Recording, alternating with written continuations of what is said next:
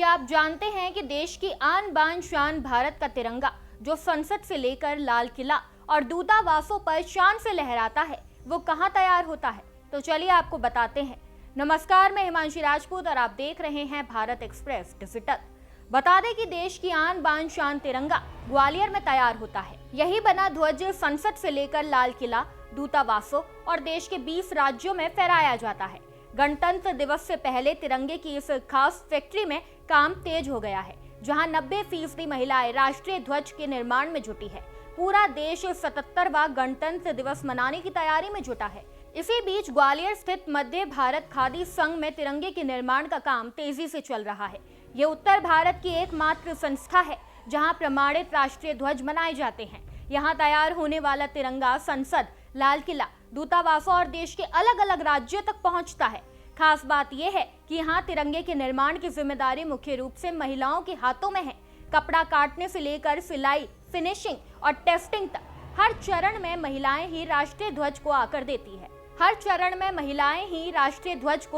देती हैं। यही वजह है कि यहाँ बना हरा तिरंगा गुणवत्ता और मानकों पर पूरी तरह खरा उतरता है। साल 2026 में अब तक यहां से 36 लाख से ज्यादा तिरंगे देश के 14 राज्यों में भेजे जा चुके हैं, जिनकी कीमत 1.5 करोड़ रुपए से अधिक बताई जा रही है।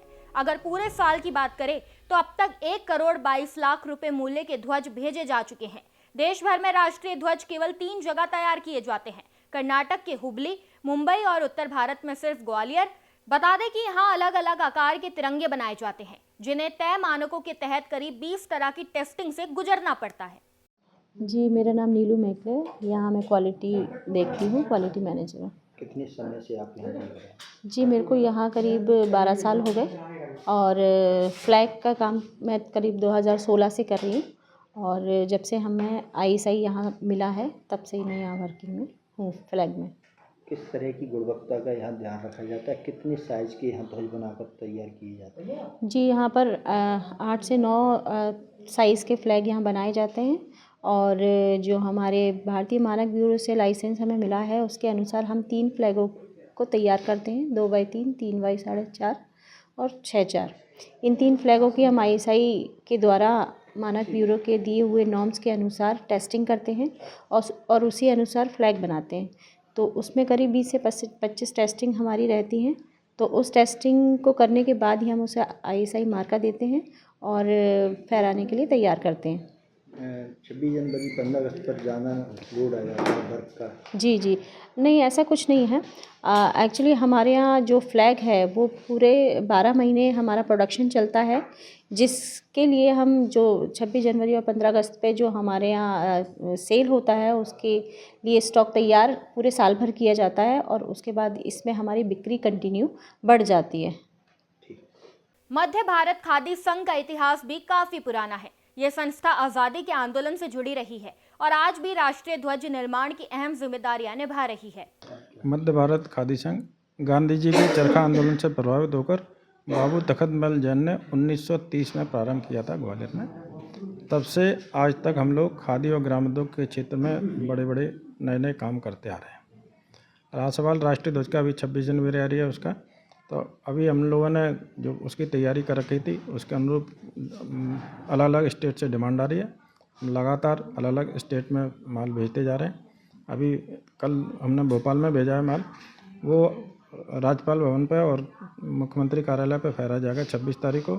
खादी ग्रामोद्योग आयोग दिल्ली को हमने दिया, वहाँ से राष्ट्रपति भवन है और प्रधानमंत्री कार्यालय लाल किले पे, वहाँ से झंडा जाके फहराया जाता है। कल 26 जनवरी और 15 अगस्त पर ज़्यादा जो है ऑर्डर आ जाते हैं? 15 अगस्त पे थोड़ा ऑर्डर ज़्यादा रहते हैं, 26 जनवरी पे थोड़ा ऑर्डर कम रहते हैं। ऐसे कितने राज्य हैं जिनमें अपन सप्लाई भेजते हैं? अभी हमने 14 राज्य में तो सप्लाई दे चुके हैं, जिसमें आंध्र प्रदेश है, कर्नाटक है, आपका महाराष्ट्र है, उत्तराखंड है, इधर आपका जम्मू कश्मीर हो गया, पंजाब हो गया, इधर आपका राजस्थान, दिल्ली, इधर आप चले जाओ तो छत्तीसगढ़ है, मध्य प्रदेश है, उड़ीसा, बिहार, बंगाल आदि स्टेटों में अभी तक हम लोग माल भेज चुके हैं।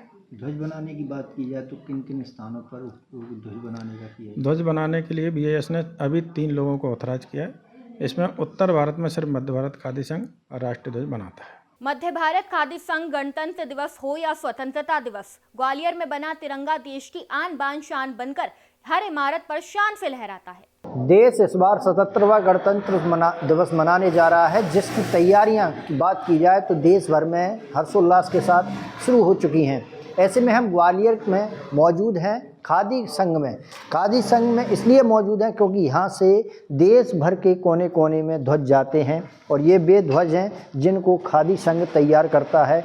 जहाँ बड़ी संख्या में 26 जनवरी से पहले ऑर्डर आ चुके हैं और ये ध्वज अब तैयार किए जा रहे हैं। इनका पूरी तरह से जो है ध्यान रखा जाता है, गुणवत्ता का ध्यान रखा जाता है।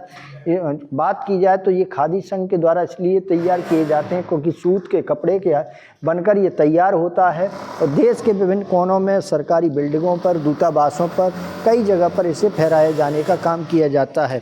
आते हैं, चलते हैं, बात कर लेते हैं। मैम, कब से बाहर काम कर रही हैं आप? सर मेरे को 4 साल हो गए हैं यहाँ पे काम किस तरह का ध्यान रखना पड़ता है? तो सब चीज़ का ध्यान रखना चाहिए, नाप तौल, सिलाई का भी, मेजरमेंट का, सब चीज़ का ध्यान देना पड़ता फिर है। इसकी टेस्टिंग होती है। टेस्टिंग होती है, अगर कोई गलती होती है तो हमें सुधार भी करना पड़ता है इसका। एक ध्वज तैयार करने में कितना समय लगता है? ये सर साइज बाई साइज होता है, अलग अलग साइज़ के रहते हैं। जैसे 2x3 का है तो इसको आधा घंटा लगता है तैयार होने में। इससे बड़ा 3 साढ़े 4 का, उसको 45 मिनट में एक रेडी होता है। अच्छा, वैसे तो आप काम करती है, लेकिन जिस तरह से 26 जनवरी 15 अगस्त की बात करें तो काम का लोड बढ़ जाता है। ज़्यादा बढ़ जाता है, थोड़ा जल्दी आना पड़ता है। जल्दी आना। हाँ।